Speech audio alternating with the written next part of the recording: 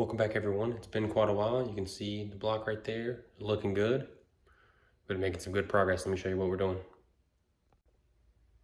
So I have checked main bearing clearances, checked rod bearing clearances.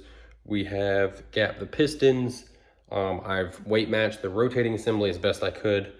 Cleaned all the valves, lapped all the valves, new valve stem seals.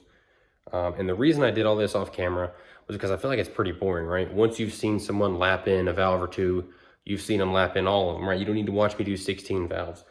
Once you've seen me gap 2 piston rings, you don't need to see me gap, the 6 others, right? It's just boring, mundane stuff, especially the main caps, right? Because you have to put the crank in, torque them all down. Then you have to loosen the one, put the strips on, torque it, take it off, check, clean, put it back on, do the next one. There's 5 of those, right? It's just boring. I didn't want, to have to do the first 5 minutes of the video as a time lapse. So this is what we're on right now. So like I said, bearing clearances have been checked. Head is sitting real pretty over here. When I had it disassembled, I took it to a machine shop. You can see, I think he said they shaved 3 thou off the head and 3 thou off the block. Because he said they were both not warped, but just not perfectly flat. So that's looking good. Used a flex hone, got all the cylinders looking mint. We've painted the block, right? So I've already done these 3. We are going to do the 4th one. I'll set you guys up and you can see just me putting the piston rings on. And also, I'm pretty proud of this. I got this oil pan cleaned up pretty good. It's not perfect. And then we have our Circuit Sports oil pan baffle installed. This thing is super slick.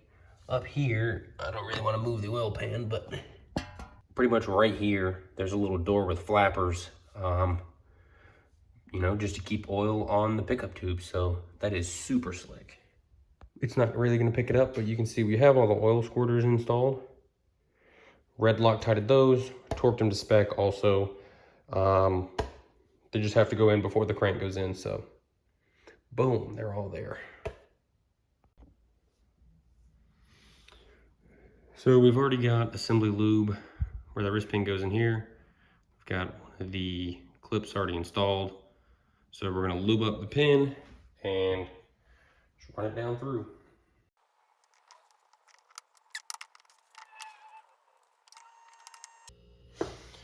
Good there.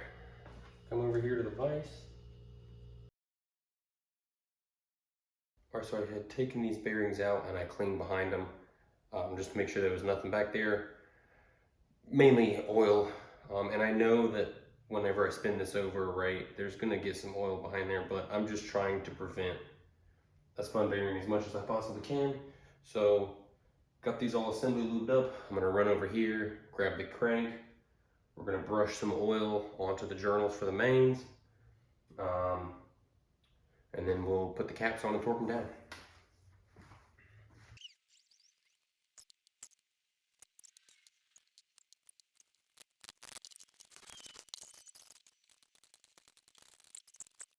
All right, we've got the rods over here ready to go.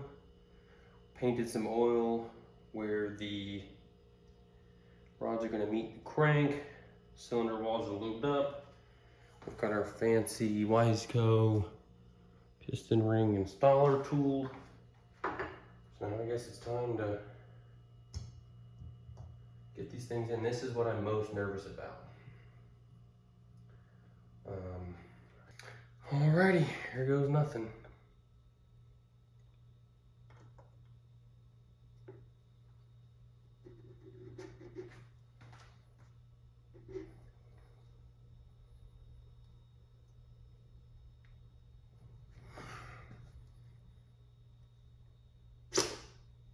Oh my God, that went beautifully. Okay. You guys don't understand how fast my heart is beating right now. That went in perfectly. I was afraid. I know these tools are awesome, but I was afraid that one of the rings was gonna catch here and break, so. Oh, that's so good. Okay. We're gonna flip this over.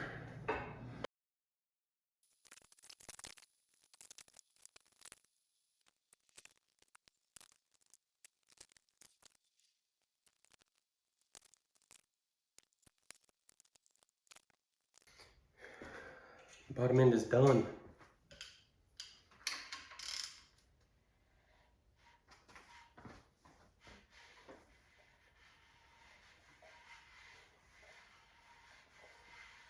Not making any funny noises.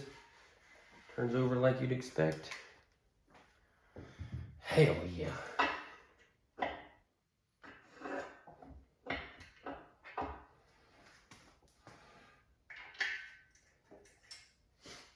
Let's get a good view of it from the top.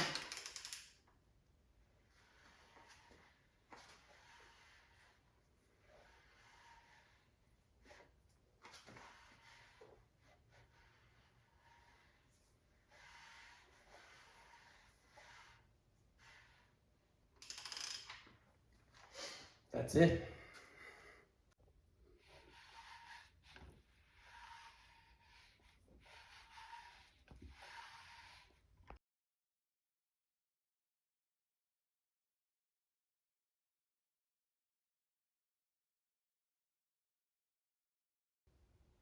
All right, so as you can see, we skipped forward a ton.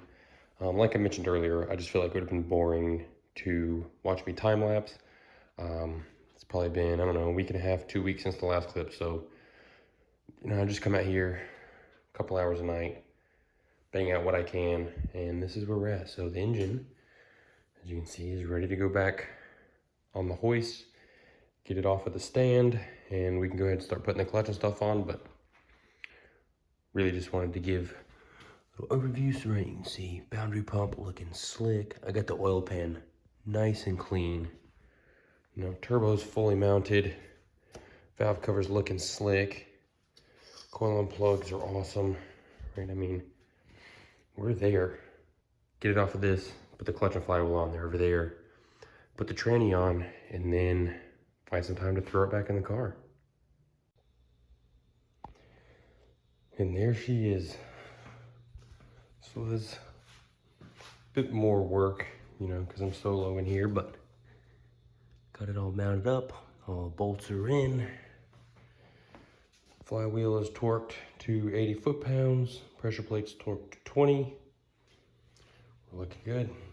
All right, so maybe tomorrow I can put this thing on the ground and push it out and wash the bay. I might as well get everything nice and clean before the motor goes in. But I mean, that's really the last step that I have to do. I do have a catch can that I got that I need to make the lines for, but I don't know where I'm gonna route it yet. So when I do the first start, I'll just leave the ports open. It's fine, it's not a big deal. But yeah, about to have the engine back in there and it's looking good. Several days later.